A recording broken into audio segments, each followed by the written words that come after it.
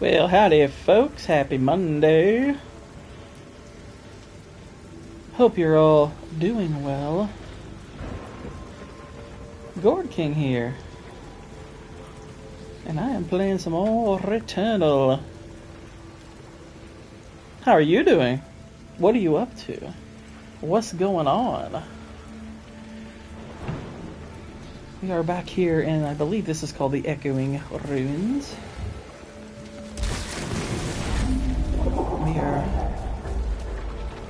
We have still yet to defeat the boss here, because he's difficult. He be tough like that. So we're taking another crack at it. Oh my goodness. We got enemies. Inbound.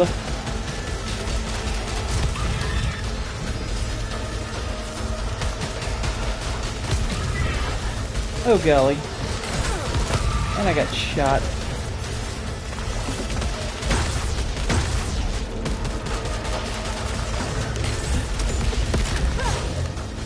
Okay, that takes care of that guy.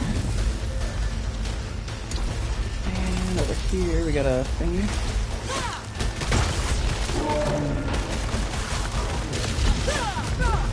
Oh dear.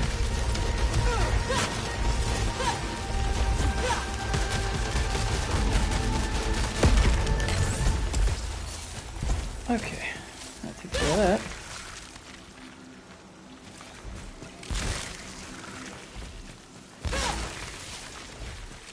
Alright, let's look around, see if we can find anything of use in this here place. What's this? What is this?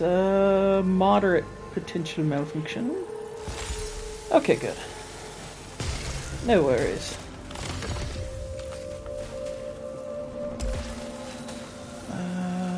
Nope. Not worth it. Waylon Bucephus, how you doing? How's your evening going? Look at that. Got ourselves a xenoglyph cipher. We only need 3 more in this area, and we got them all. Got them all! Okay, looks like everything else here is malignant. And some more of that.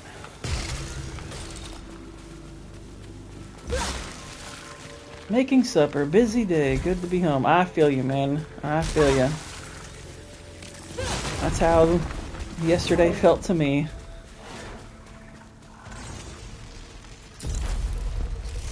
Are we fabricating now?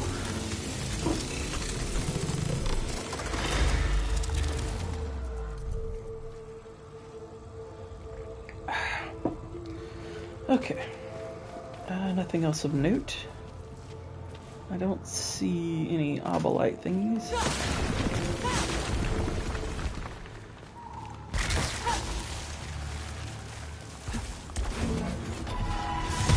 Oh dear. Crap. I was hoping not to get hit. Oh golly.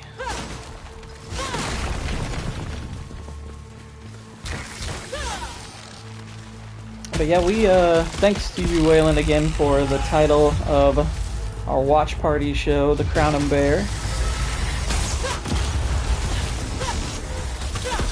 Which I will try to remember to credit you with whenever the video releases. Which I am well into editing, by the way. It's a lot of editing to do for one thing, because it's, you know, it's an hour and a half long, but I think I've done roughly 20 minutes of it so far. Yeah, that didn't go well. At least I've done all the audio for the first 20 minutes. Basically everything leading up to when Nadia joins us. But basically because we're... Yeah, we recorded it on StreamYard, and I basically recorded that for the audio. The entire visual aspect of it I'm having to do manually, which means the avatars, I have to add those in manually. Whenever somebody speaks, I have to light those up manually, so it's a little bit monotonous at times.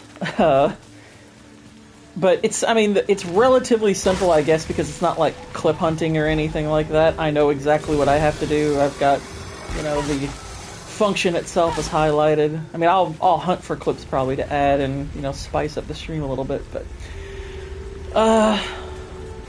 it's mostly just like it's a relatively simple edit. There's just it's just doing a lot of individual things over and over and over again. So it is taking time, but it will make it out.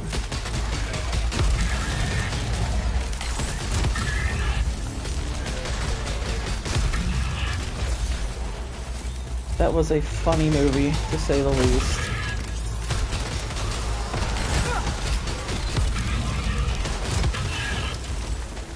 Alright, took them all out.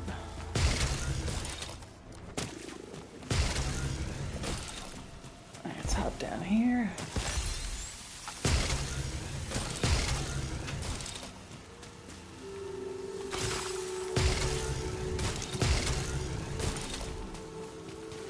And what's this? Successfully overloads. Reduce on fire cooldown by 3 seconds. Okie dokie.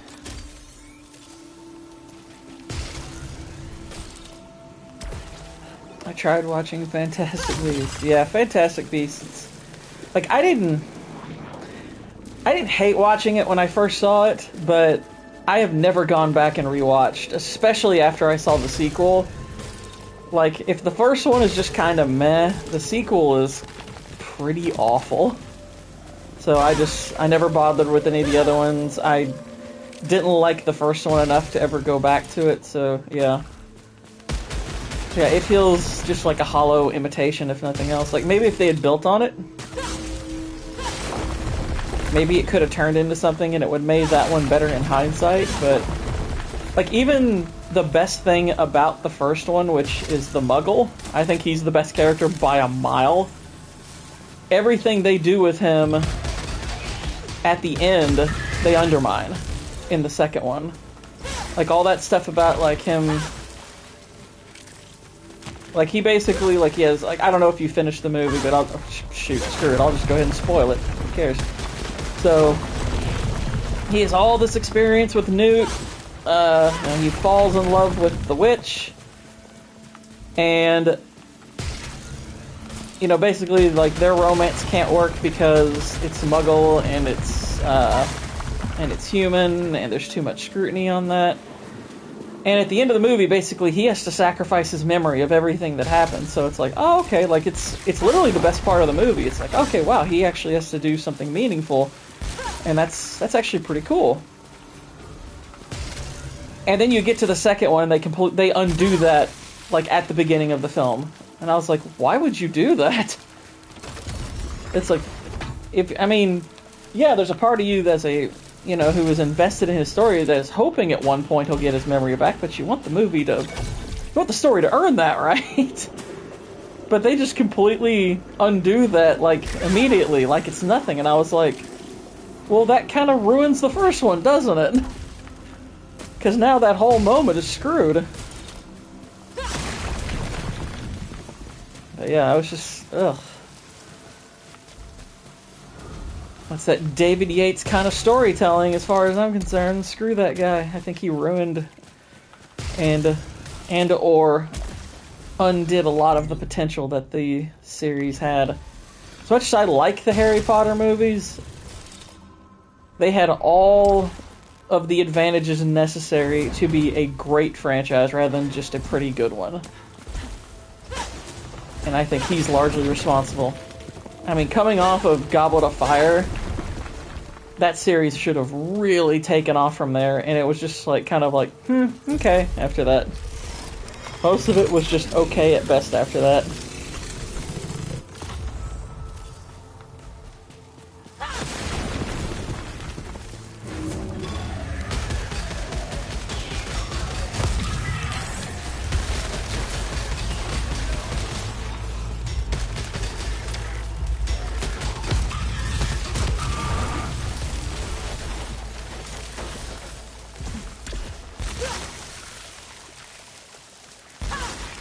And kind of the funny thing is, like, while everybody at the time of their release, everyone loved the Harry Potter movies and talked about how great they are. Nowadays, when you ask people, it's like, what do you think of the Harry Potter movies? They're like, you know, it's pretty good. This game's great. The ending is trash. Oh, I completely disagree about the ending. I think the ending's awesome. I love the ending of this game. Especially the more I've, like, researched, like, its influences. I think the ending's pretty freaking cool. And welcome, Hyperbolic Ninja. How you doing? Good to see ya. Good to see ya.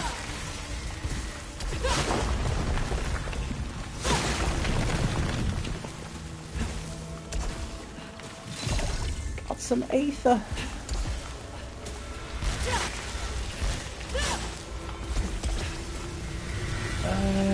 That's not the way in. Don't want to do it that way.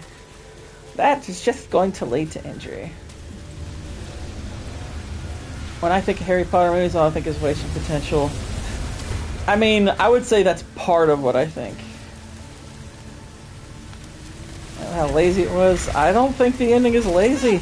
I think when you look into what the game's story influences are, I think it leads up to it pretty well. I think they do the legwork to earn the ending. I think it's a fun final boss. Oh, I can't go in there.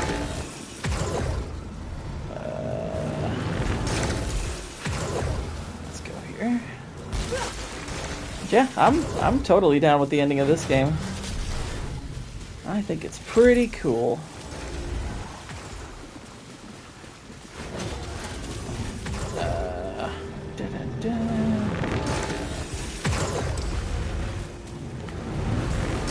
Okay, wait. Yeah, we gotta go over there first. Oh, crap. I got hate.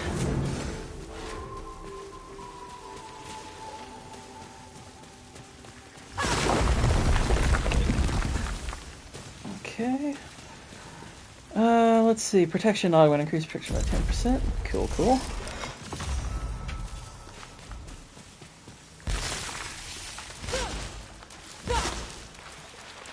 From the beginning of the game, I'm talking about the story, not the boss. That's actually what I'm talking about, the story. I don't think the idea of seeing an ending coming is a bad thing, necessarily. If it's the logical conclusion, then that's not a bad thing. I don't think it's inherently bad to see the ending coming. I'm like, okay, that's a logical conclusion. That's good. Or it can be good, if they put in the legwork, which I think this game did. I didn't need a shocking twist to be the ending, because I kind of feel like the game delivered that midway through. But I think we're too expectant of shock endings anymore, and I think shock endings have lost their novelty. They're overdone. I don't find hardly any ending shocking anymore.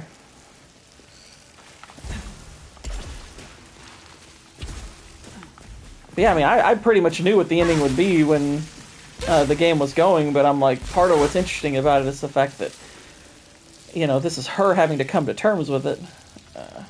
Doubles all the like collection radius, that's cool. Can deal with that. Dig that.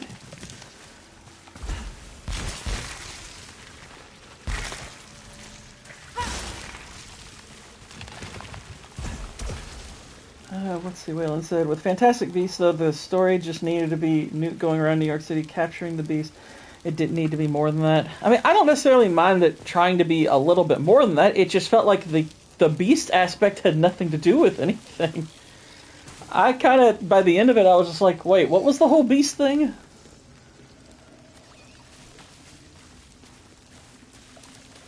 Well, yeah, I mean, this is, yeah, and this is where I'm coming from, Ninja, is, as far as like how, you know, gauging interest, you know, obviously I can't make you interested in the ending. I mean, if it didn't interest you, you know, it didn't interest you. But I don't agree with calling it lazy, because I think it's a logical conclusion, which to me is like, okay, that means they did the legwork. So to me, a lazy ending is when your ending makes no sense and doesn't connect, or when it's kind of a a gotcha pulled out of the writer's backside. It's like, okay, that to me is a lazy ending. That means you're going for something and you can't justify it.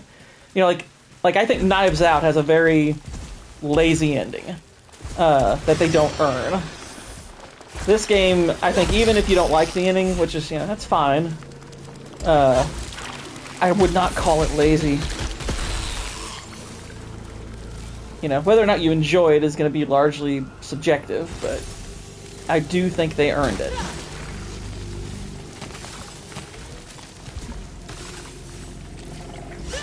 And I think the DLC helps with it too. I think I like, because to me, like, the DLC, you could argue, is really the ending.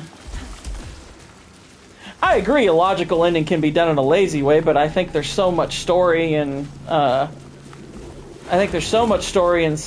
much leading to it. I wouldn't call it lazy. Because I mean, I guess number one, to call it lazy, that's got to be logically justified. I mean, at least by the person calling it lazy. I didn't play the DLC. Oh shoot, dude, you should play the DLC, man. DLC's awesome. It's challenging, but it adds a good amount of story context.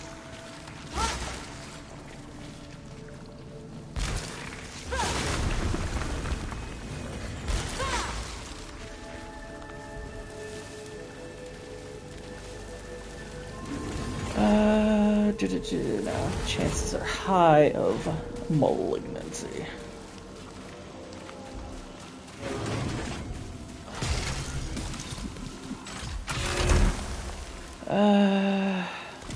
I guess we can use that. I'm not a big fan of the thermogenic launcher, but I can deal with it.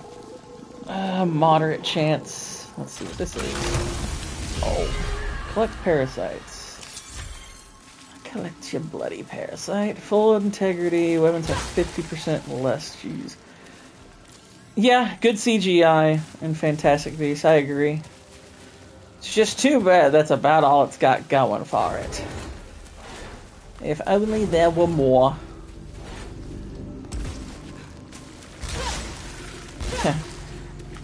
Actually, Whitson, we were talking about the sequel to Fantastic Beasts. You want to talk about lazy storytelling? What they do in the second one to get rid of the whole memory wipe thing, that's some lazy freaking storytelling. I don't want it to eat away at my proficiency on Detach. Yeah, it's a good looking movie. Also, I'm not a big fan of, I'm not a fan of Eddie Redmayne. I'm not saying he's incapable of being a good actor, but gosh, he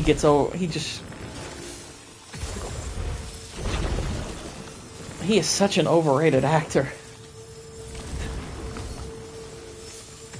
That Oscar they gave him a few years back for Theory of Everything, I'm like, give me a break. That 100, I mean, I don't even think he should have been nominated, because that was the year, Jake Gyllenhaal was in Nightcrawler, and that didn't even get freaking nominated. Also, it stunk a lot of 2016 politics. I don't remember it enough to identify those aspects, but it wouldn't surprise me. It wouldn't surprise me.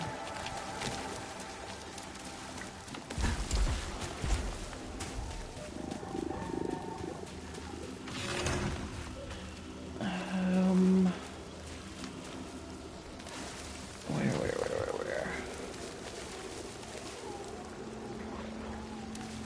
Okay, well, it says it's up there, so... Is it up here?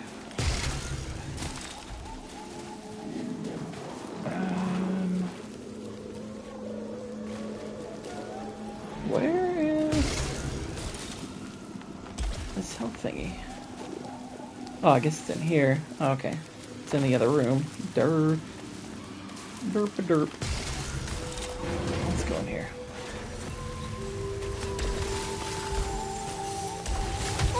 Ow. Well, at least I'm not at full integrity now. Need some parasites. What you got here? Damage nanotech device. Okay. Gonna fabricate a thing for me. Translocation spear. Whoops, I didn't mean to do that.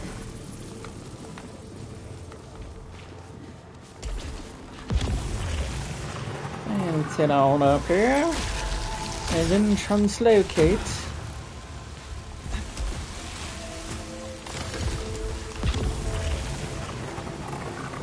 And we'll pop on over to here.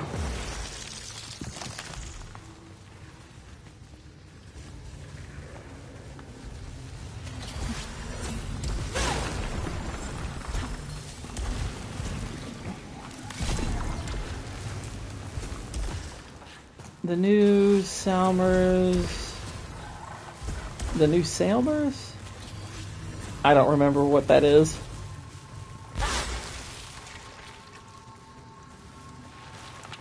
Actually, to me, the most annoying thing about those movies is them calling Muggles no-mages. I still think that's really, really stupid. I was like, really? That's all you could think of? No-mage. It's like, oh sure, the English get a whole different word, Muggle. In America, they just take the words no and magic and no-mage. I was like, give me a freaking break.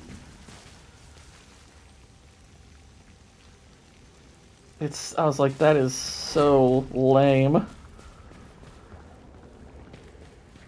Doing paperwork for work. I'm too lazy to justify why I think Danny is lazy, so bad. Oh no, that doesn't make me right. That doesn't make me right. I wasn't even attempting to debate. I mean, this is just talking. You know, and if you were able to come back and tell me exactly what you thought, I mean, I'd be interested to find out and everything, but like, debate to me, it's like, it can be fun, but at the same time, I'm like, I prefer discussion. But, oh, and hello, Nadia. How you doing? I'll be editing your dialogue soon from, the watch party.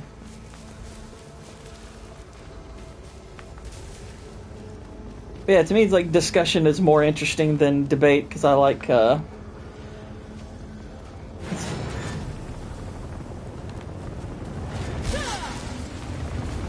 but yeah, a lot of debate just depends on somebody having incomplete information, whether you're right or not, but who knows, maybe you'll be in here when we get to the ending and you'll be able to tell me what you think of that. But yeah, from a storytelling standpoint though, I largely think they do a pretty good job of it in this game, but it's been a few months, so maybe I'm missing something.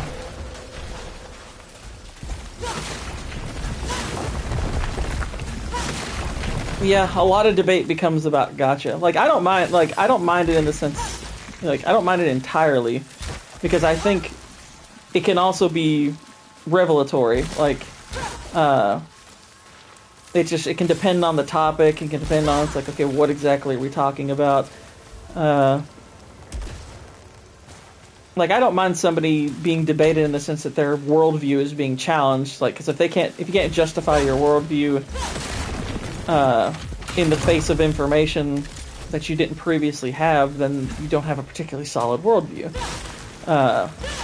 Now granted, that can also be an example of, well, I can't justify at the moment because I don't have the data in front of me, but I am aware of it. That's different. Yeah. What's up, Cannoli? How you doing?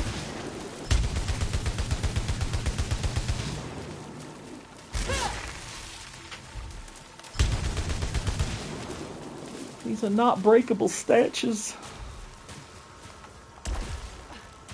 Alright, well, I don't actually have to go through these rooms. I can just do the boss fight, but at the same time here, my character doesn't exactly have a lot of health, and not necessarily the best weapon. And I've got parasites too. It's terrible. I'm walking around with parasites, and I have to get more.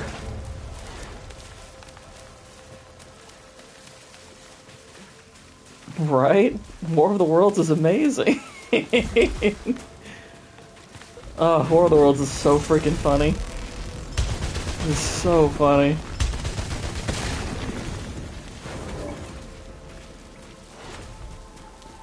Every time Fantastic Beasts was about to pull me in, something stupid happened. Yeah. Fantastic Beasts is just not too good.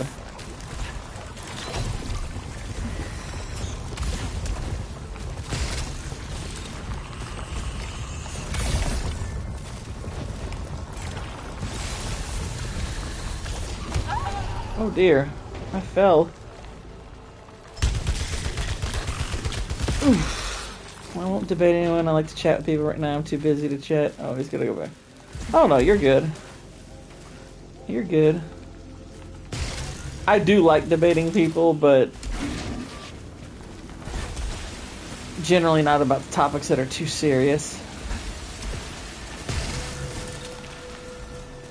Like, to me, debate can be very unproductive if it's a serious discussion. Use consumables. So, yeah. Okay, I've got multiple problems now. Oh my gosh.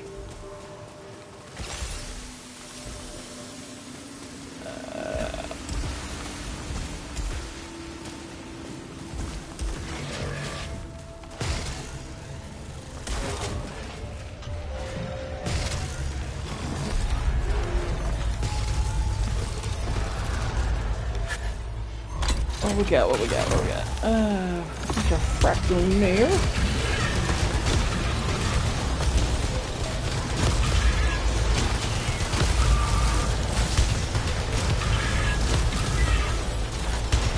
And I just started blasting. Oh, is she? Nice.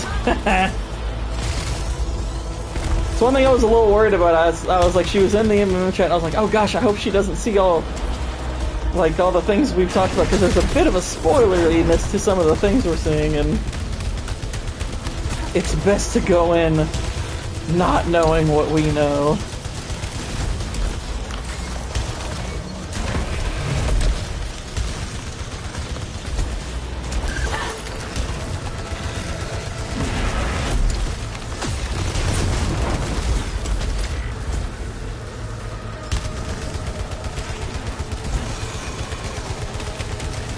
Yeah, there we go.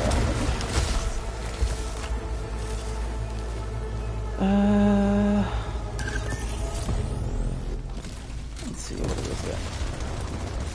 Ice Cube is the NSA.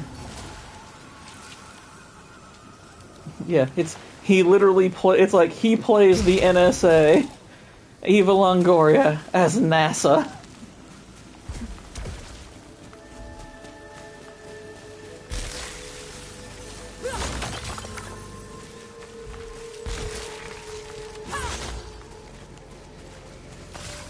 He literally finds out that his son is a cyber terrorist. And it's like, y'all know there's gonna be some consequences to this, right? Alien Dash killed up. This one's not worth it. I'm a bigger fan of NASA.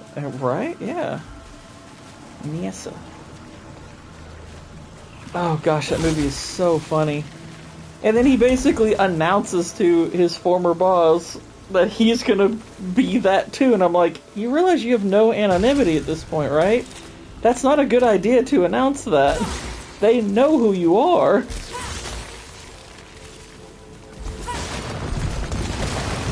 Actually, if anything, the surveillance on the population is good.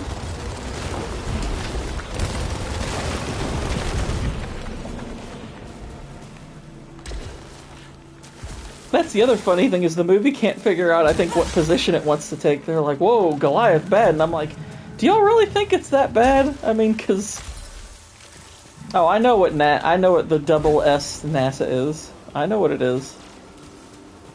I think most of us at this point have probably heard what it is if you're familiar with, like, B-roll and all their stuff.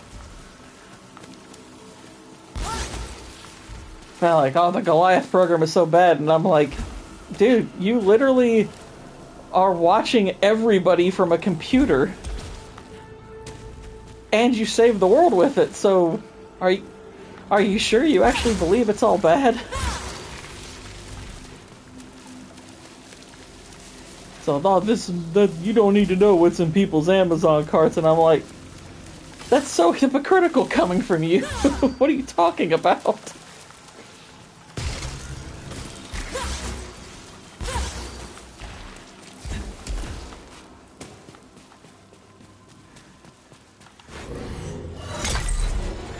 But yeah, who would have thought War of the Worlds would have been, for my money, the must-see movie of the summer?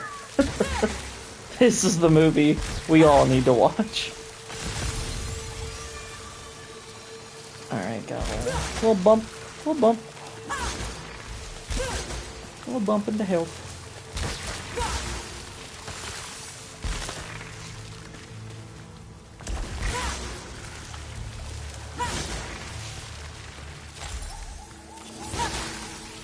Oh, dude.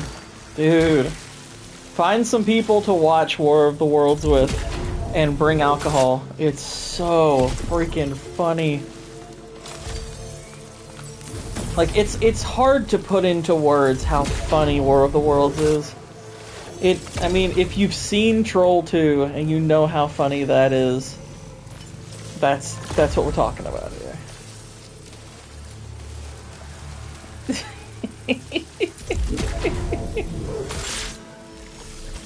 It's so funny.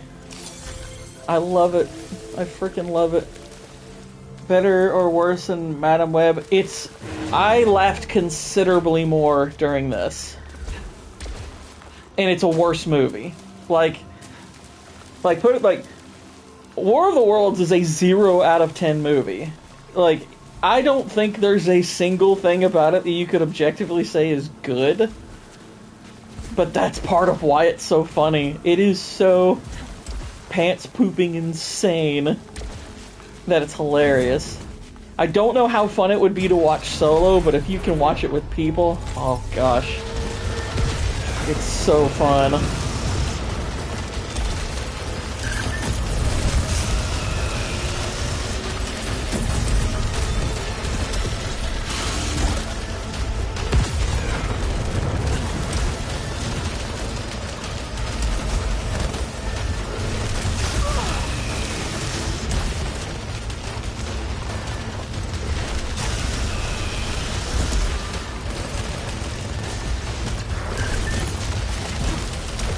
Yeah, exactly. I'm gonna try to keep as much of the movie in as possible. But oh gosh, it's so funny.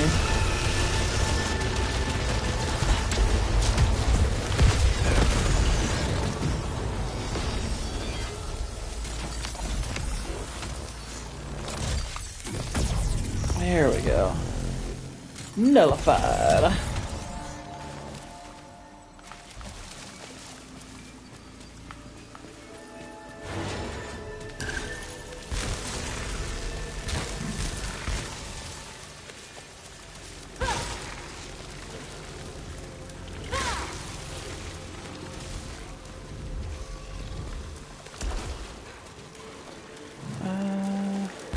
Weapon damage. That one actually could be good, but I need more.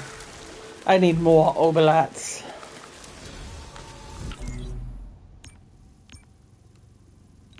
And here.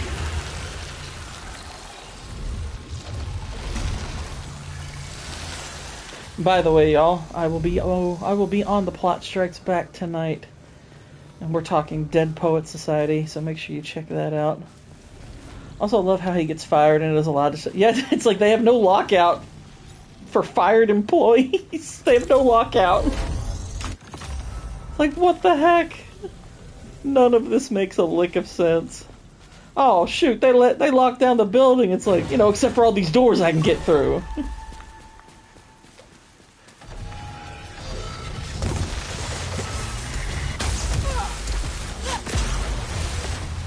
Oh, really? That's cool.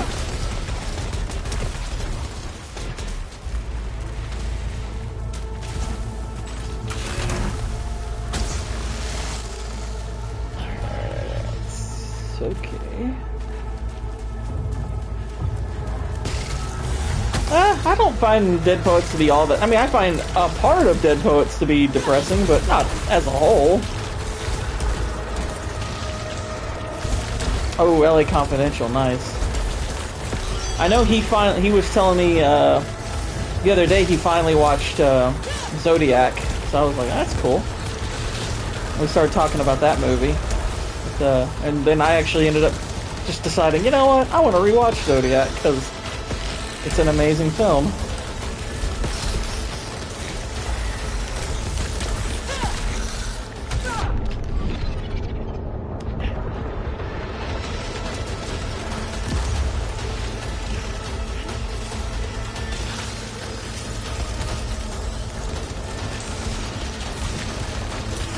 Oh, LA Confidential is incredible.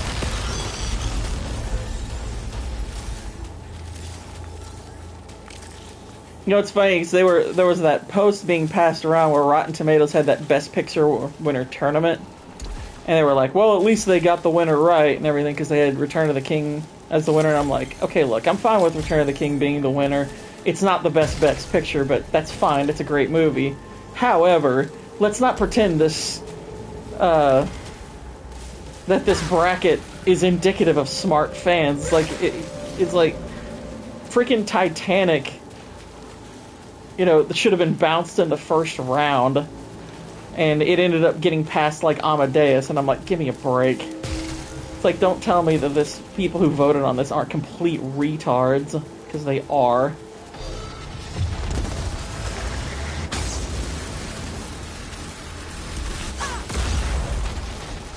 Is LA Confidential better than Heat? I could honestly see that going either way. I probably prefer Heat a little more, but if somebody tells me that they prefer LA Confidential, I would not argue with them. I don't think I could argue with them. Those are, like, they are two outstanding films.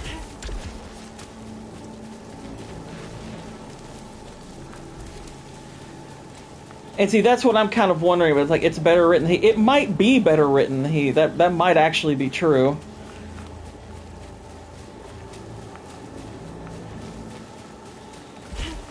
So yeah, I have no problem with somebody saying they think LA Confidential's better.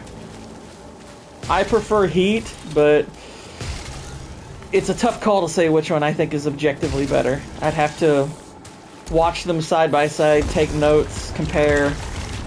That'd be tough, but it's pretty dang good, and it should have won Best Picture that year out of the nominees.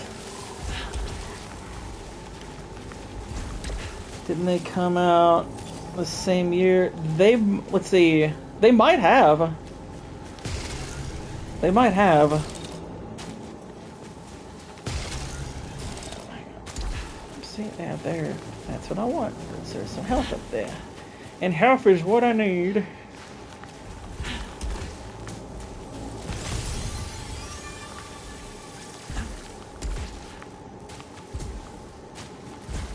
And we got this.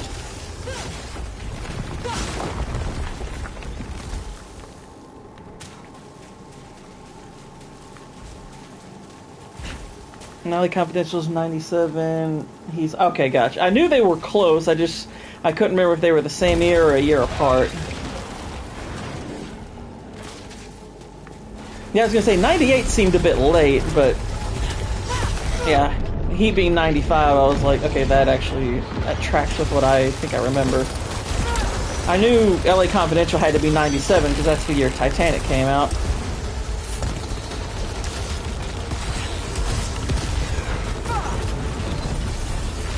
God dang. It's a tough array of baddies.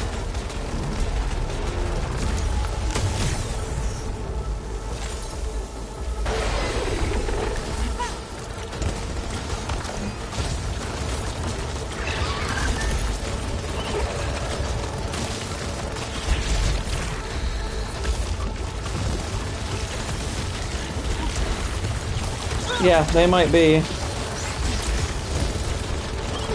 And both are significantly better than Titanic. Of course, Titanic's not a good movie. Titanic's an all-time overrated film.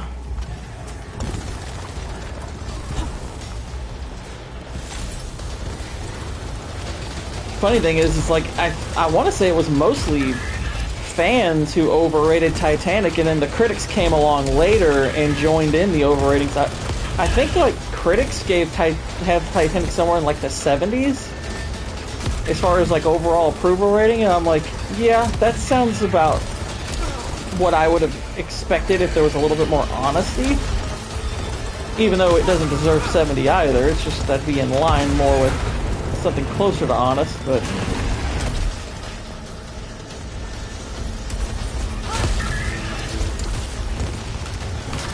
Like, if Titanic came out today, it would have 100%. Like, they would give that 100% easily, because look at what they give in the 90s these days. I mean, freaking Alien Earth is like 94% for crying out loud, and that show is complete garbage.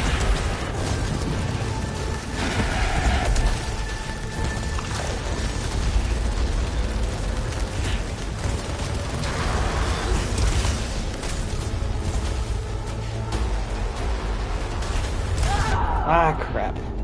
Dang it. But yeah, Titanic is just, it's flash. It's a really good looking film on a technical level. And a pretty shoddy bit of storytelling.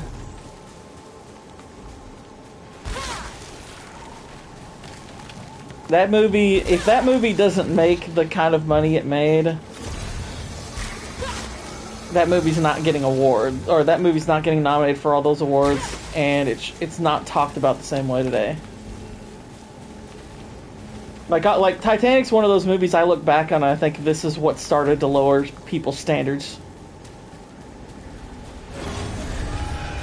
It's all flash.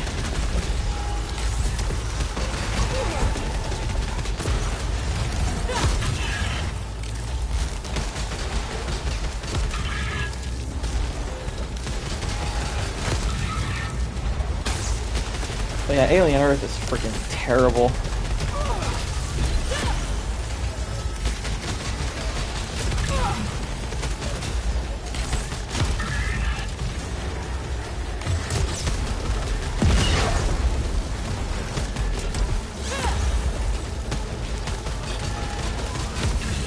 Damn it. Dang it. Gosh, I am getting wrecked in this playthrough.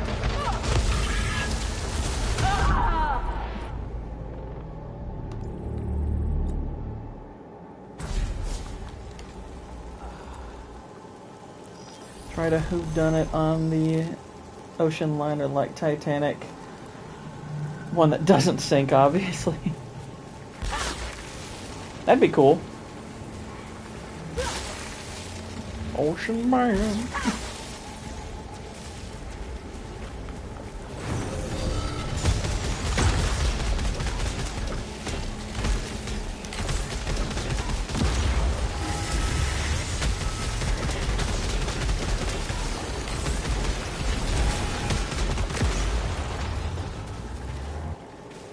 They are hard to write. I'm always impressed with a good whodunit, because they take a lot of sharp thinking. You have to really kind of put yourself in the brain of a detective. You have to lay out your clues a certain way to not make it too obvious. I mean, it's a very difficult process, I imagine, to do it well. It takes a lot of thought.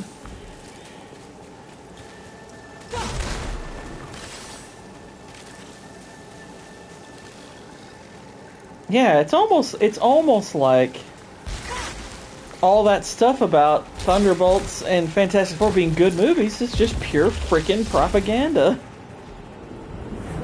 It's almost as though people really don't give a crap, because they're shite movies. It's kind of what I was saying last night. It's like, you know, like, is the superhero movie dead? And I'm like, I think the big budget one is currently dead. It's like you have a lot of legwork to do to get, it's like, I think you could come out with a good superhero movie right now and lose money.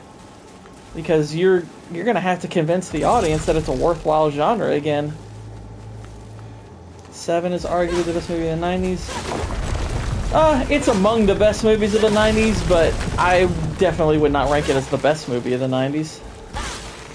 It's a great movie, but I would not put it at the top.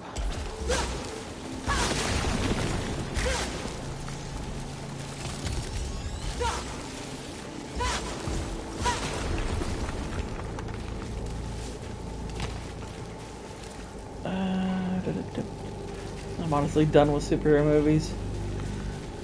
Understandable. It's not like you're missing much if you're done with them. There ain't much going on with them.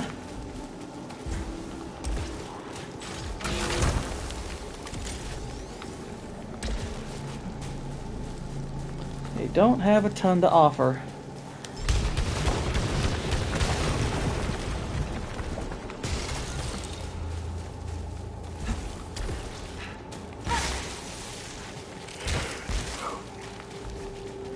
I mean, heck, last night when we were talking, like, one thing that kind of bugged me is, I can't remember who said it, but they were like, you know, they learned all the wrong lessons from Deadpool and Wolverine. I'm like, there weren't good lessons to learn from Deadpool and Wolverine. That was a bad movie that did well.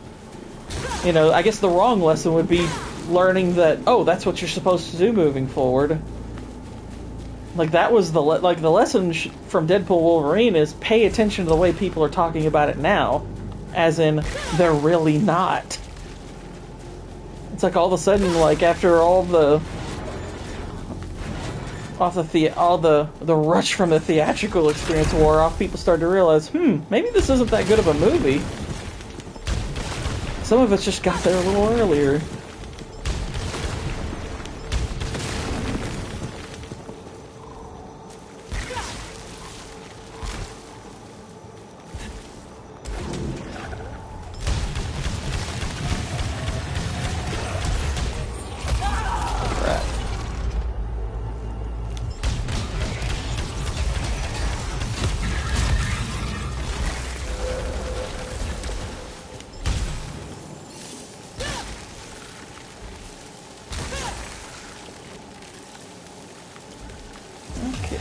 Hop on over here. Oh my gosh. He's attacking me.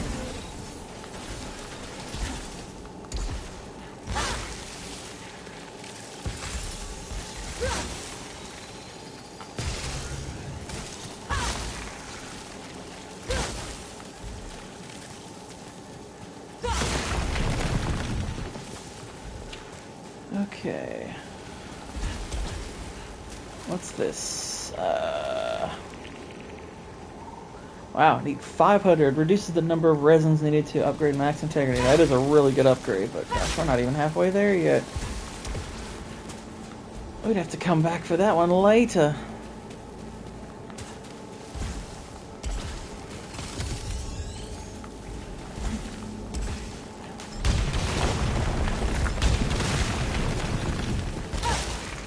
Maybe done with comic film. Superman's not making enough money is a huge indicator. Superman was never going to make enough money.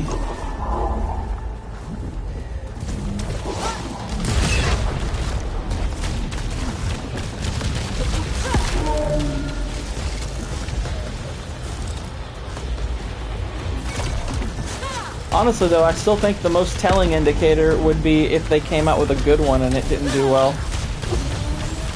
Like, to me, it's like, is it possible to make money on a superhero film? Yes, but you need to spend less. You need to actually, they need to actually spend less money. Tune into a decent one, but overall comic book genre is dying. Oh, it's because so many of them are crap. The genre would be doing fine if they were still putting good movies out, but there are, it's like, what was the last good one? What was the last genuinely good comic movie? And I'm not talking about a mediocre one. I'm talking about a good one. Like, I don't even I don't even like people calling Fantastic Four mid, because I'm like, no, that's not a mid movie. It's a bad movie. It's not an awful movie, but it's a bad movie. The Batman was a mid movie. That's a mid movie.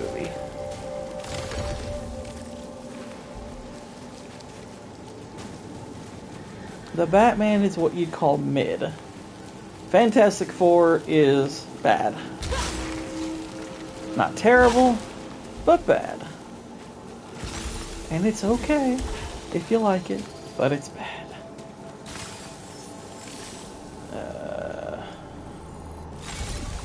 gonna lose the detective. Gonna base detective on Charles Syringa, Pinkerton detective who broke up Butch Cassidy. Oh, nice. That's cool. Butch Cassidy and the Sundance Film Festival.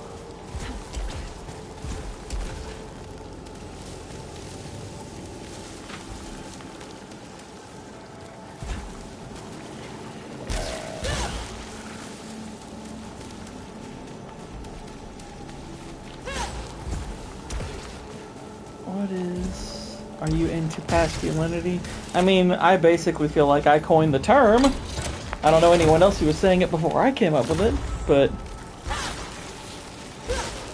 You know what sucks is, I actually do think Pedro Pascal is capable of acting. He's got roles out there where he's pretty good. But like most people, I'm freaking tired of him. Like, I'm tired of seeing him in everything. It's like, what are you trying to push on me? It's like, I'm tired of seeing this guy. I'm tired of seeing him. I'm tired of seeing Zendaya. Like, it's funny, for everything, all the complaining people did about seeing Zendaya, and I'm like, I hate to tell you, we're seeing Pedro Pascal way more than we're seeing Zendaya. Way more. That mofo is in everything. I mean, I won't say he doesn't try. I mean, because funny enough, in Fantastic Four, I think he does a solid job. I think he's solid in that one. Which is weird for a movie that's so badly cast, but he's actually pretty decent in it. Still think somebody else should have been cast in it, but whatever. I mean, he's good in... I mean, he was good in Game of Thrones. He was really good in Game of Thrones. Everyone saw that and thought, oh, we gotta put him in everything now. It's like, no, you really don't.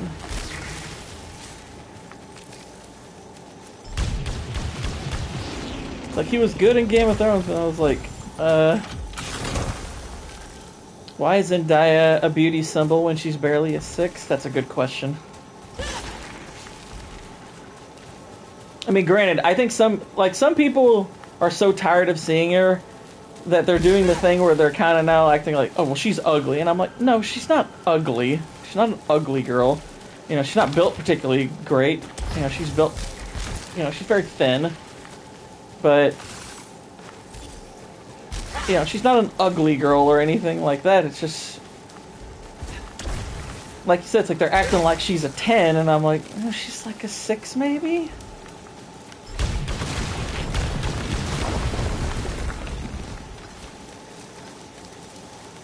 If that.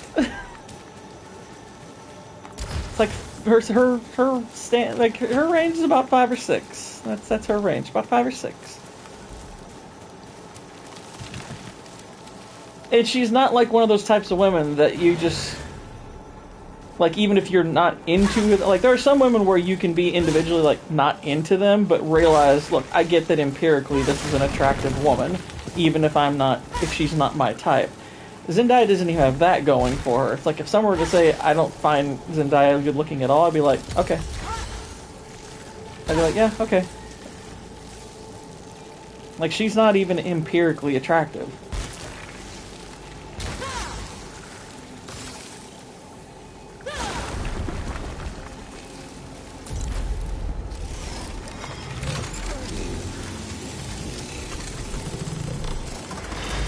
Zendaya washboard. She's just the next Keira Knightley.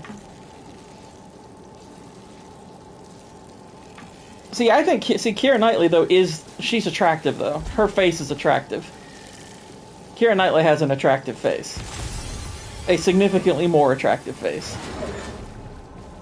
I don't think they're particularly comparable. Other than their build, I guess. I mean, it's like their build is about the same, but as far as like their face is concerned, it's like Keira Knightley's she's a better looking woman in that sense. At least she was. I don't see her that often anymore, but she was definitely better looking at her peak.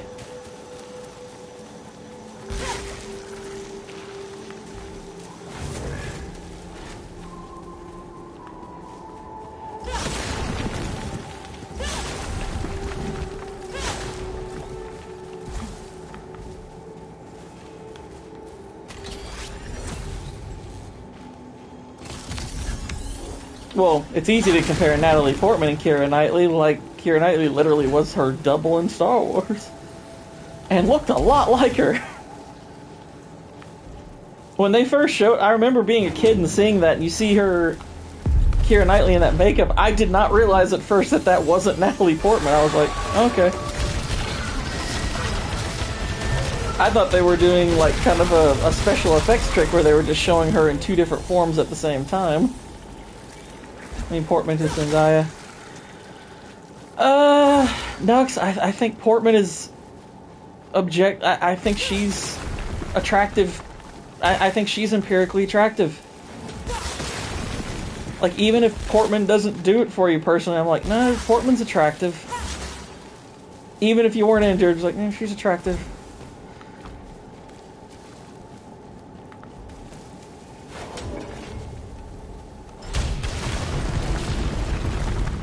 Like, again, I don't think Zendaya's ugly, but she's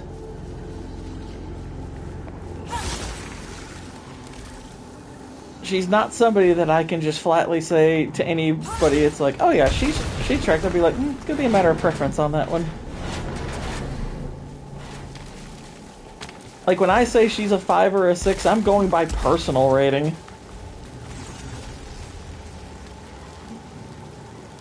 Pretty much stole from the Manchurian princesses. Well, I mean, wasn't that intentional? I mean, I figured he didn't make the look up himself when I first, when I was young and saw it. I was like, I assumed that that's inspired by something else.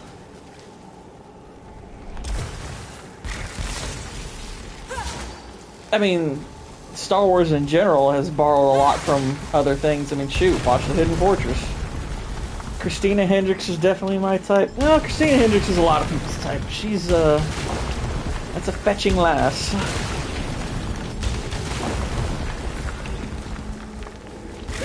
She's a woman who her attractiveness doesn't require a lot of explaining.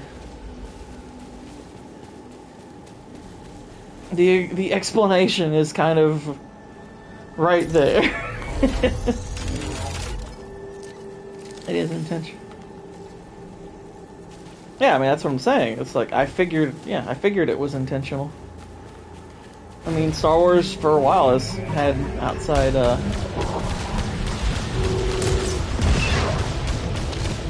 borrowed from other sources. Hendrix is everyone but Vex's type.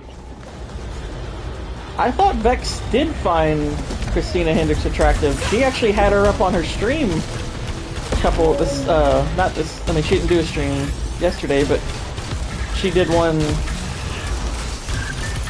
what was it, last week, and literally had her as the pretty picture up while she read the goofy story.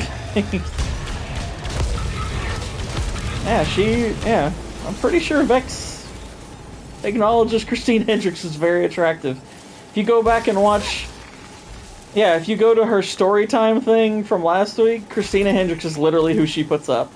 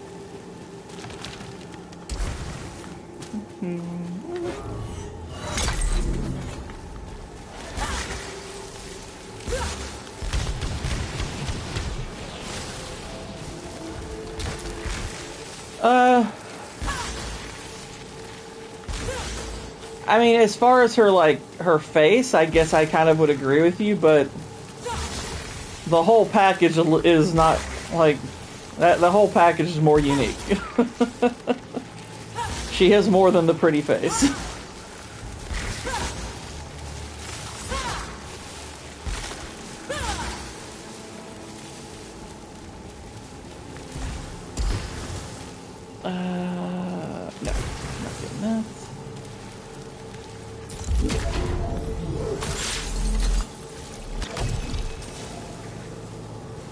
Constantly overload on spy, blah blah blah. Blah, blah, blah, blah.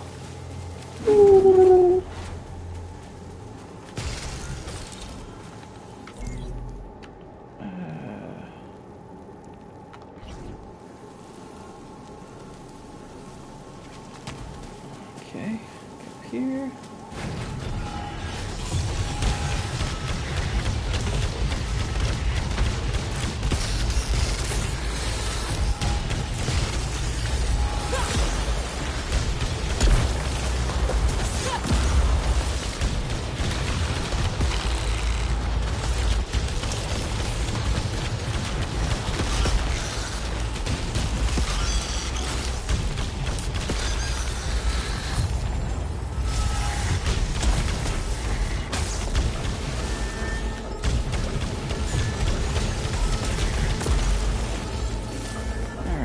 That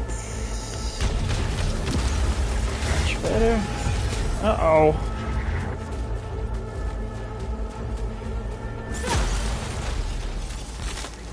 Alright. Much more better.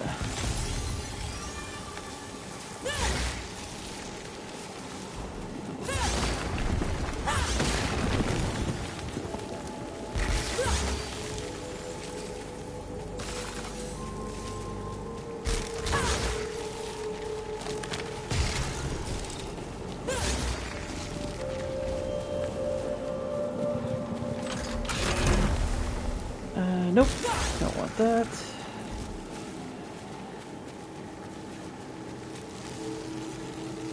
Gain shield against the next 3 hits, attaches afterwards, triggers a malfunction on detach. I didn't want the malfunction though.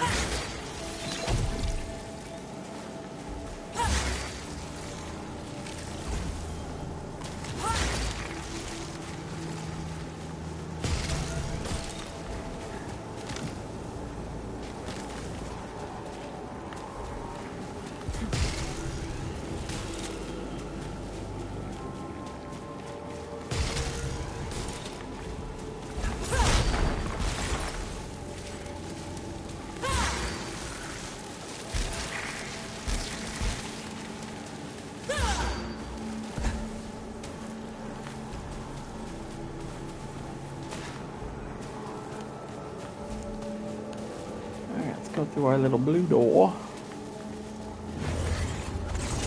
No, that's not what we want.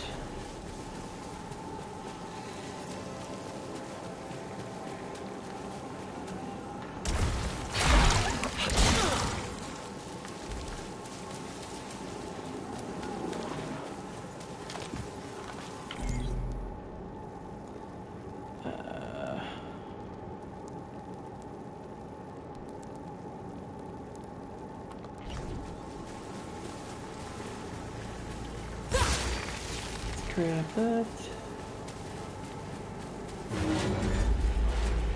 Hello.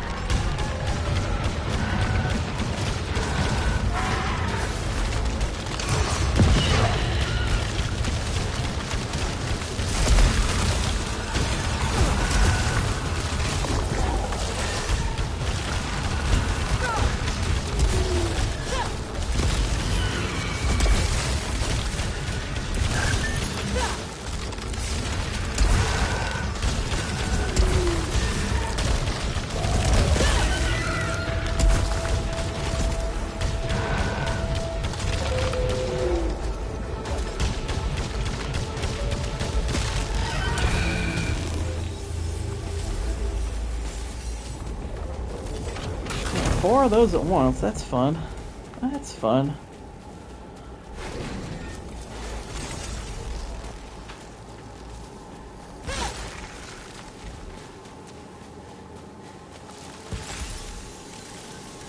And pop over there.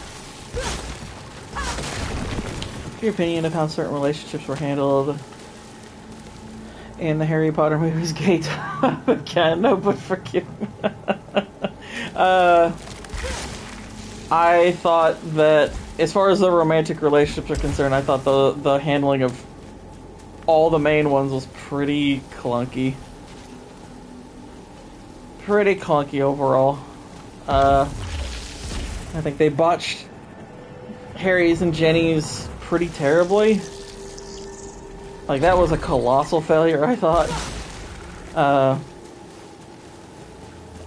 The Ron and Hermione one, I think the way they built to it over the course of the movies was solid. But once you actually get to the moment where, you know, it culminates in them kissing, I'll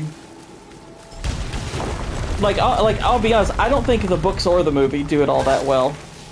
As far as, like, the actual moment where it happens. Because the book and the movie are not that different as far as how that comes to pass. Like, they build to it over the course of a few books, and then it finally happens, and you're just like, oh, okay. It feels kind of unremarkable. Whereas, like, the Harry-Ginny one, actually, in the book is pretty compelling. Like, they actually do a really good job in the books with that one. It's a relationship that you progressively get more and more invested in. You're like, oh, okay. You know, because once Harry starts to, you know, show that his feelings are starting to align with the way Ginny's felt about him the whole time, there's that kind of inherent frustration that, dang it, she's with somebody else at the moment I'm actually feeling something for. Like, actually, like, I think J.K. actually does a pretty solid job of writing their romance. It's like, it's one of the elements to the story that actually wisely leaves you wanting a little bit more. You know, without feeling like she undersold it. But, because basically, like, when he arrives at the Weasleys' home to spend the remaining part of the summer with them before school starts, he basically just gets progressively more used to her presence and likes her being around more and more. She's more involved in their lives, and she's kind of become less clingy to him and more independent. So he's seeing more of her personality. And then when school finally starts, and she's like going off and doing her own thing, he's kind of annoyed. He's like, oh, dang, you know, he was like, oh, I kind of liked her being around, you know, that kind of thing. So, like, that's actually a pretty well-written aspect of Half-Blood Prince, and then you get to it in the movie, and it's just freaking terrible how they did it.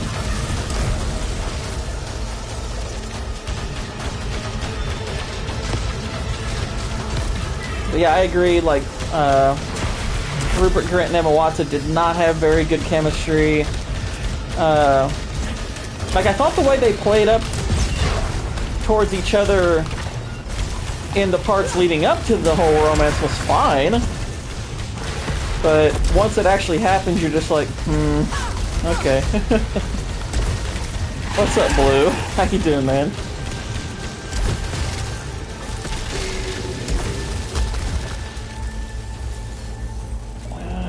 No, I didn't want the Spitball Blaster. I'm not a big fan of that thing.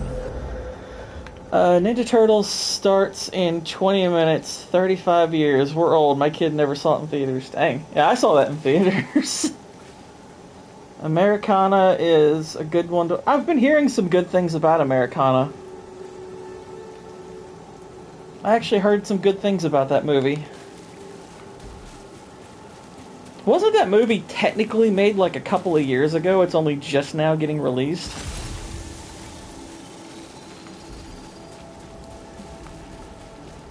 Well, that's the weird thing, Waylon, is like the moments in, like, you know, Goblet of Fire and stuff like that where they're not in a relationship but they're building towards it. I think that those moments work pretty well. And I think they do a good job of selling them, like where she's kind of aggravated and kind of is trying to get him to admit, you know, you're mad about me going out with this guy because you wanted to ask yourself. Next time, that's what you should do. And he's like kind of playing that awkwardly. He's like, oh, that's not really the point. All of that was done pretty well, I thought. It's just... once you actually see them kiss, you're like, Okay. It's harder to buy it.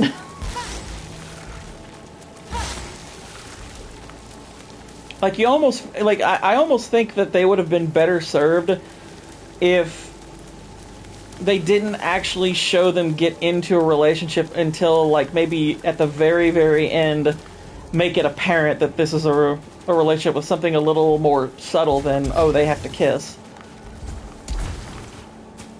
Like, maybe they're holding hands or something like that, or, you know, it's... Something a little less overt probably would have worked better.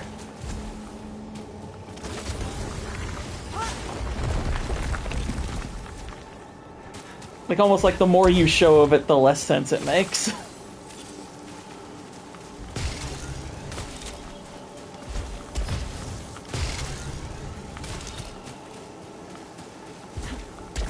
Have you seen Balls of Fury? No, but I actually really want to, because I've always found the trailer to Balls of Fury really funny. I need to see that. They actually brought that movie up on EFAP the other day, and I was like, I want to watch that. I've always intended to, but I just forget about it. But it looks funny.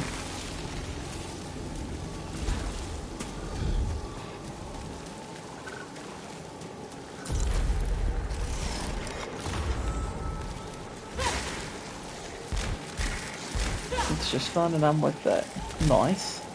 Nice.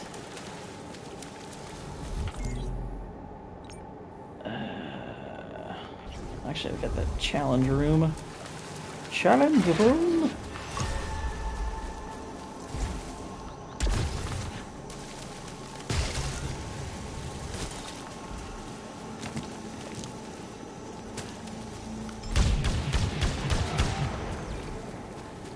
We're going in!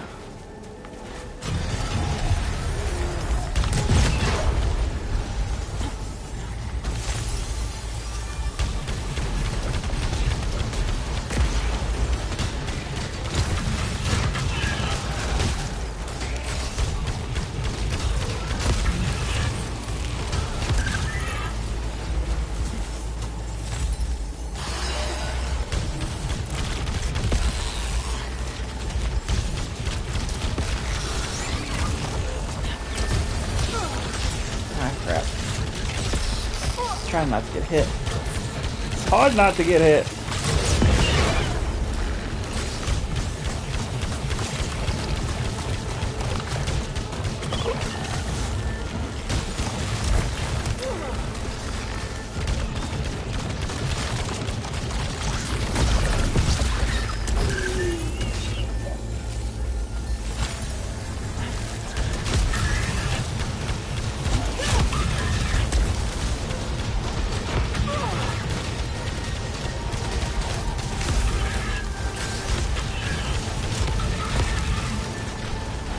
Get wrecked.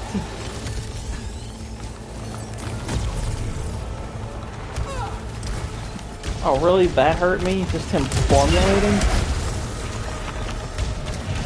That's kind of yay.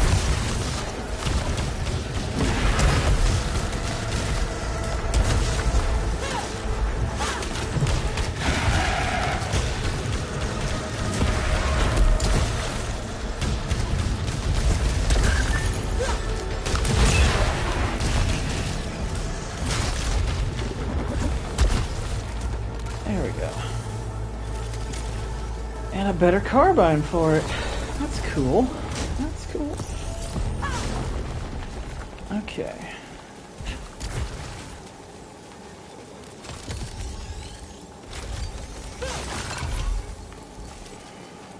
Not the best rewards for this, but, you know, some.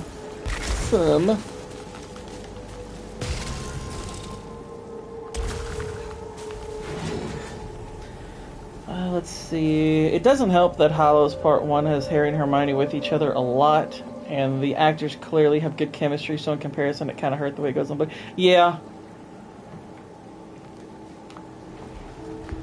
With Luna and Neville together, can you imagine the autistic super genius? Yeah. Thing is, that was pure fan service, because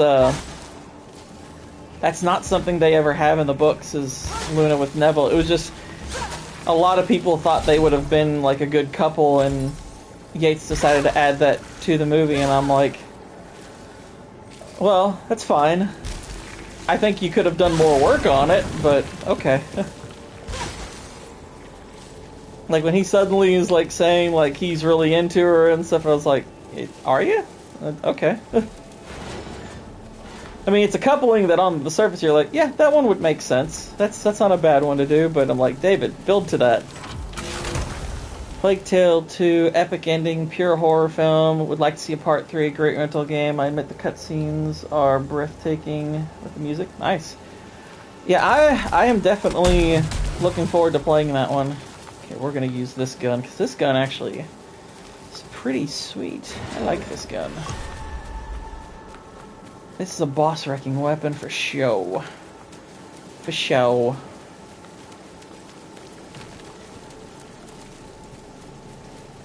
Faux show.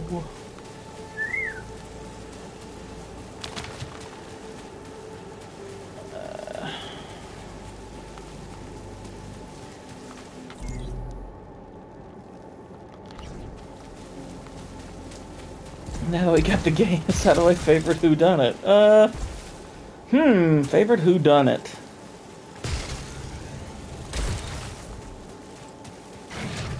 Gosh, that's a good question. I don't know. Gosford Park I really like. I think that's an underrated movie. I do like that one.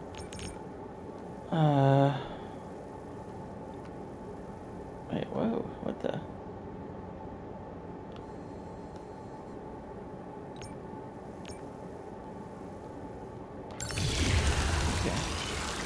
I want you play. I want to hear your thoughts on the ending. Nice. Yeah, I've never played either Plague Tale game, so yeah, I'd be curious about getting into it. Let's see, am I able to buy anything of note? Not yet. I do want that astronaut, which is what, 350? 350? 300? Oh, it's only 250. Oh. Okay. I'd be able to get that and just go ahead to the boss. That would be pretty cool.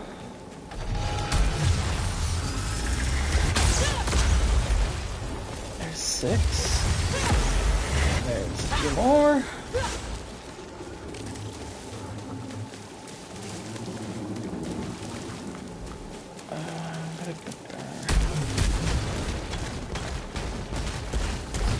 Definitely now. The new Brano one sucks, unfortunately.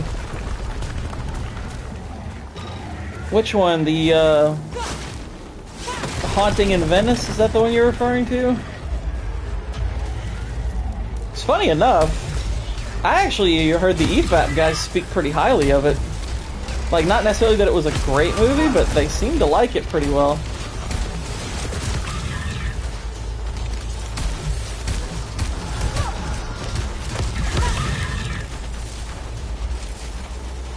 Okay, I have enough for the astronaut. Cool, cool.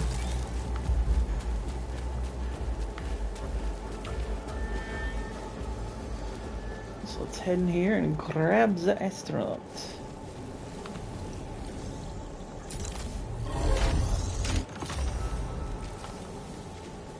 How much is that? $325. Don't know if there will be that much in here, but let's see.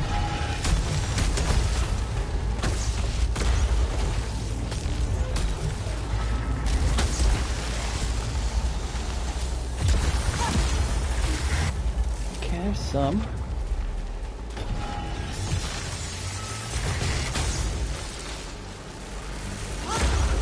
Got that. Got that. I did Death on the Nile 2022. And it's worse if this Poirot moves. Haunting Venice is good. Okay. I thought the Haunting in Venice one was more recent. Oh wow, there's a level 21. Nice! That's even better. I thought it went the Murder on the Orient Express, and then like that was the first one, and then I thought Death of the Nile was the second one, then Haunting of Venice was the third. I don't know, I'd have to look them up. I haven't seen any of them. I haven't seen any of those yet. Okay, yeah, Haunting of Venice is the most recent. Yeah, that's what I thought it was.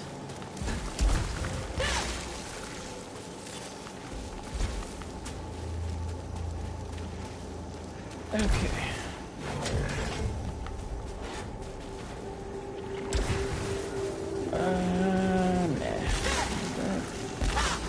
Trying to think of some other whodunit type movies. Obviously, there's Knives Out, and that's trash. As is Glass Onion, which, funny enough, is like way worse. Glass Onion is awful.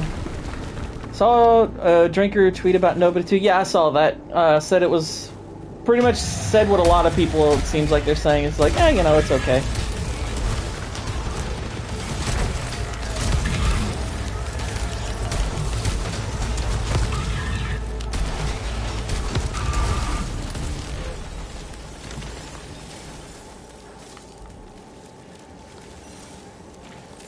But,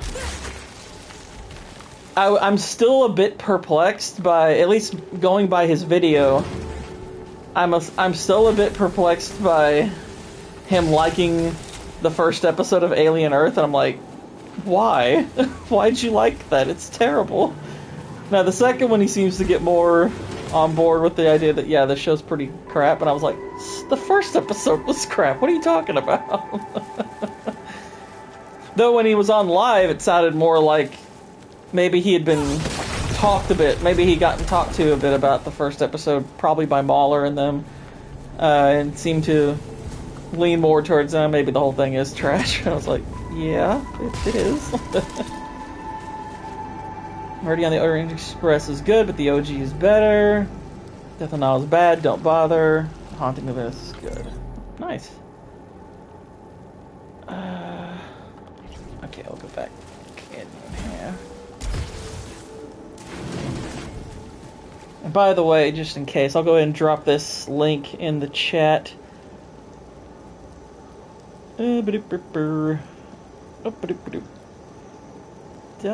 .com. If you haven't already, this is the link to the new movie channel. Head over there. Subscribius. All that good stuff. If you would. If you don't, that's okay, fine. But I will have to kill you. In Death of the Nile, Miranda was so limited by how bad an actress Godot is. Yeah, that's... So I'm always like, I see her cast and I was like, I'm asking whoever's making the movie, why? Why are you hindering your movie already? Oh, you know what? What if Sandra Nassa had been played by Gal Gadot instead of Eva Longoria, it might have been that slight bit better. Because that would have been even funnier. That would have been just that little bit funnier.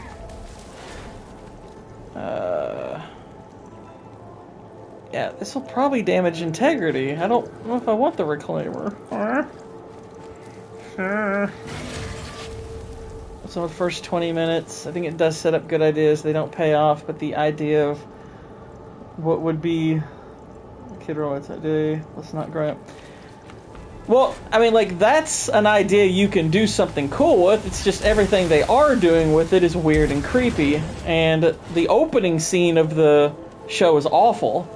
Because they're basically trying to recreate Alien, and they're doing nothing with it other than making it this massive prolonged member berry, and they do all these really idiotic edits throughout the sequence, where it's like they'll show a character, and then they'll have this weird flash to, haha, they're gonna die, and I'm like, why are you showing that? What are you even thinking at that point? I don't get the idea behind doing that.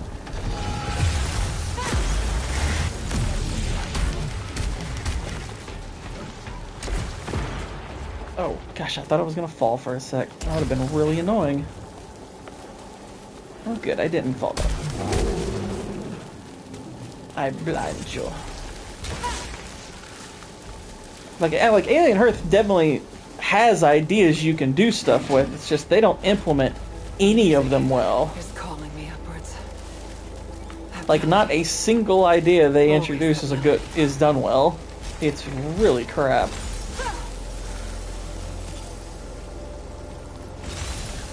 There we go. Now we got the full health. And this thing. So what do we got here? Scanning?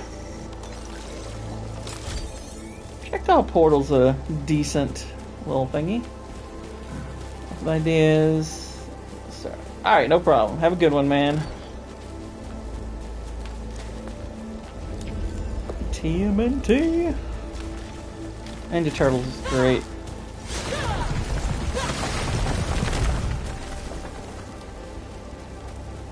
Honestly, I think Ninja Turtles, I think that movie's aged pretty well.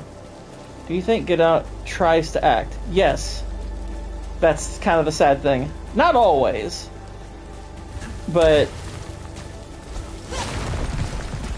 I think she tries to act verbally, but she does not know how to use her face when she acts. And, I mean, her accent is a hindrance big time. But if she actually could emote with her face, that would probably help things a lot. But for some reason, she just doesn't seem able to do it. And it makes, like, every bit of her acting seem weird.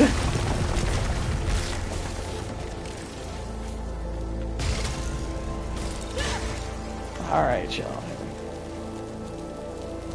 Arguably her best acting is Fast Five. I will take your word for it. I haven't seen it.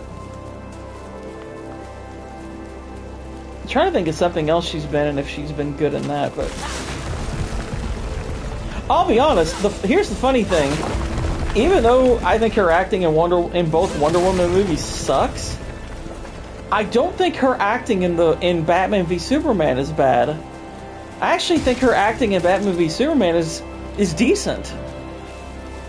Like where she's trying to put where they have her playing it a little bit more mysterious and kind of almost seductress-like, and I'm like, she did that okay. And even that moment where, like, you know, she get like that kind of famous shot where she gets knocked over and kind of grins like she's enjoying the fight. I'm like, okay, yeah, that's something. I like that. Her acting is not bad in Batman v Superman, and yet, oddly enough, every other bit of her acting as Wonder Woman really freaking sucks. Kal-El, no. Alright, boss fight time.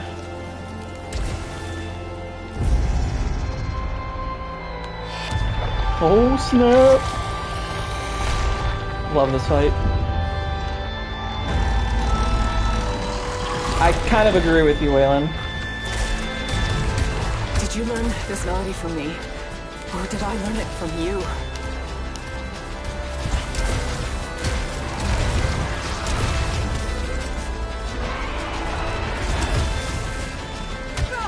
Ah, a little sweet got me.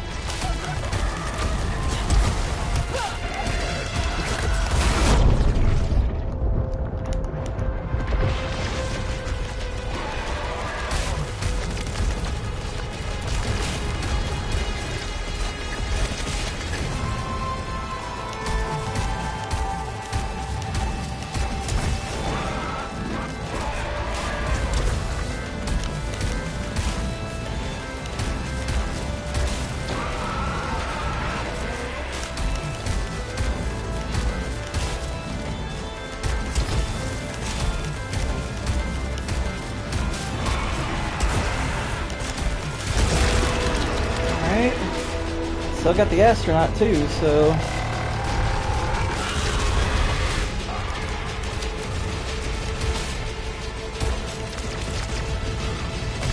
Ah.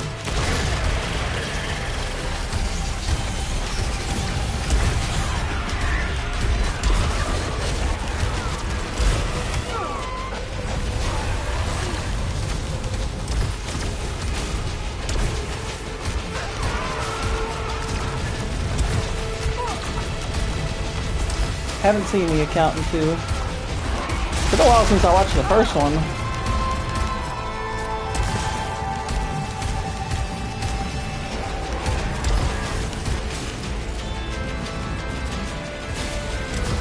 I think I've got this fight.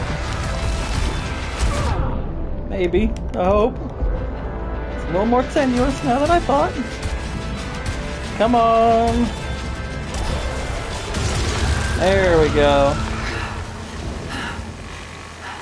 We Finally. did it. Silence. It was too much. Too much.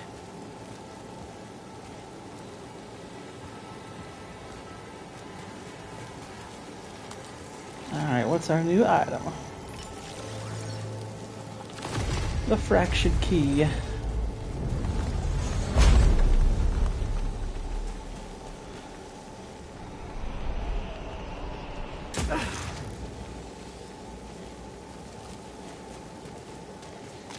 Your girl is hurting here. Let's see. Affleck puts a good performance up in BBS, but it was wasted. Yeah. Wasted with bad lines and bad storytelling. Yeah, to Affleck's credit, he did improve as an actor over time.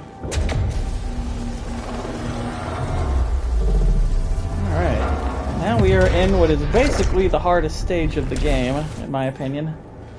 I think this is the toughest area. It is not easy.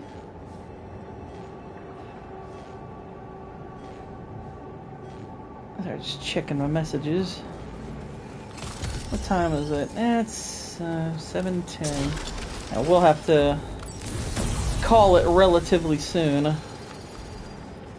Gotta make sure I have time to make and eat dinner before stream tonight. We are in the fractured wastes. No, it is. The same coordinates as the desert. I recognize the mountaintop, but where are the rune structures and... Helios? When are we?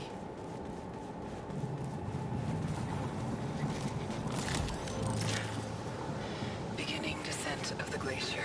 Exactly. I don't know which attempt this is. It's becoming reassuring. Despite knowing the promises ahead, I'm having difficulty relinquishing the technology. There are certain sacrifices I do look forward to re-experiencing. But I feel as though something at the bottom is rejecting me.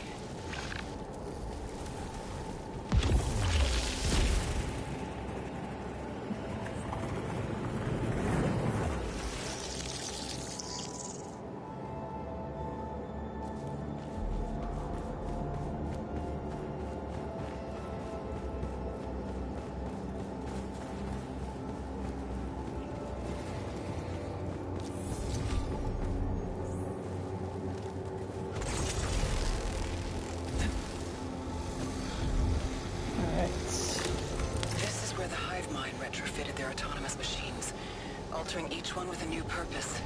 Kill the severed brethren. I still remember that phrase. And I feel myself altering too. Then it becomes irresistible. If I can reach the depths, I can destroy what destroys me. I'm stronger than the severed and the cycle. I think she's gone crazy. Can't get in there yet.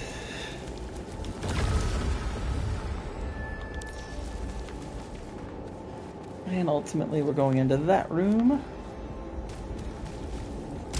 I can't go down there yet. Here we are collecting keys.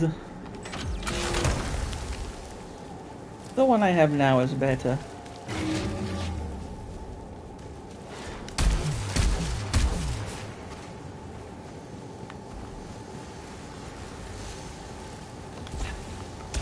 Oh shoot. That was dumb. That was dumb.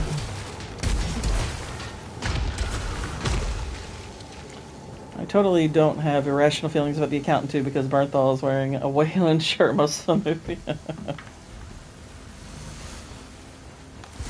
I imagine that doesn't factor into the rating at all.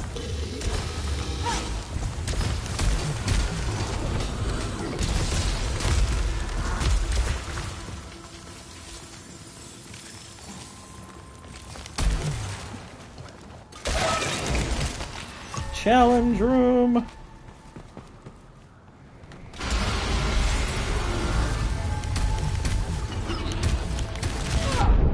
Ow.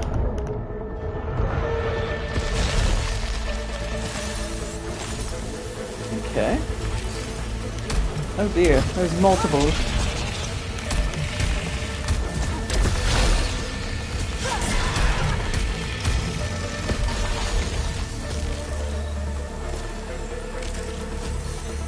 Exactly. It's like, you think your edition of a Wayland shirt can pander to me? Perish the thought.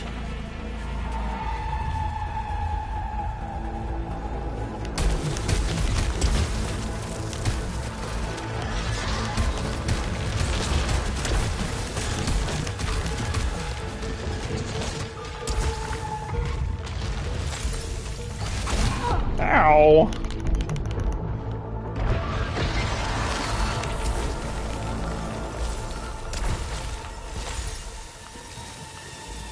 The health is low in this house. Oh my gosh!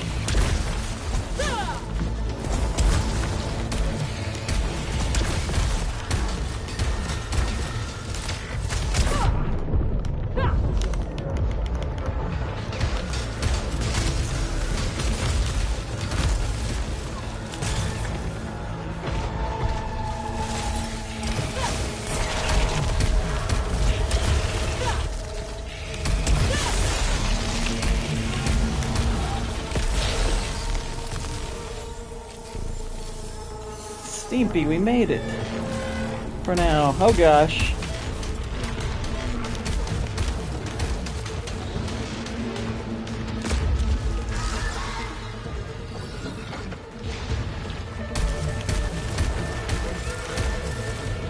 There's another guy.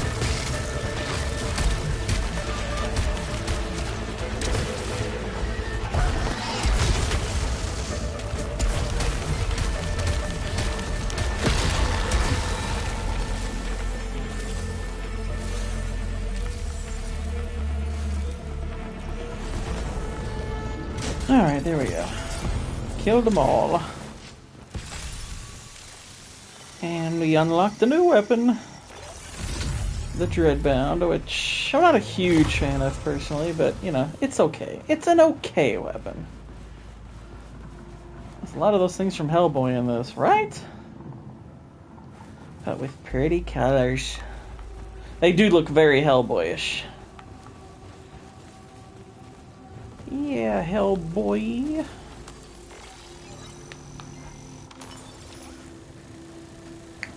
Let's see what happens with this dead fool. It's alive!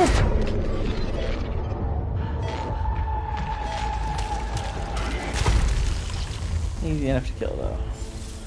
Lovecraftian is the word. Yes. Is there a like as a friend Craftian?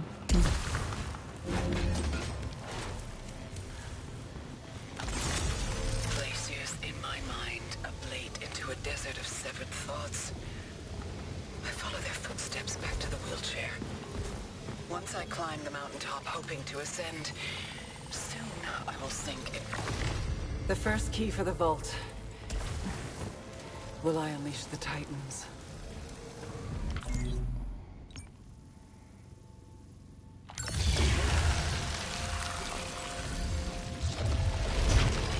see, it is about 7:20-ish. I think this will be probably where we're going to have to call it for the evening. But yeah, I am going to be hanging out over on Nick's stream, Masculine Mondays. Should be fun. Oh gosh. Let's go ahead and do this real quick. Get a thingy. We got new technology! This is good technology too, so... Another piece of hive mind technology. That's a permanent upgrade, y'all.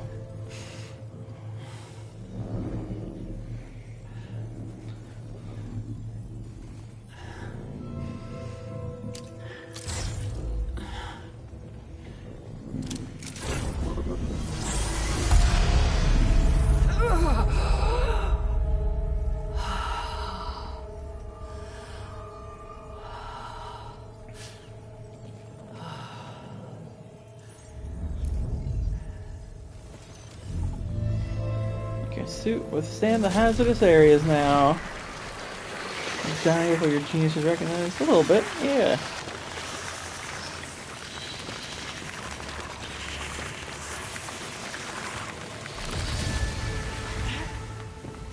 Alright.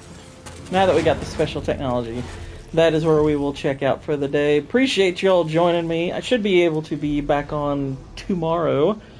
And I'll also be on Plot Strikes Back tomorrow discussing Alien Earth, Episode 3, so... yay. Thanks for joining me, everybody. Make sure you smash the like button, hit the subscribe one, too. I'll see you all again soon. Until then, good night, God bless, and Godspeed.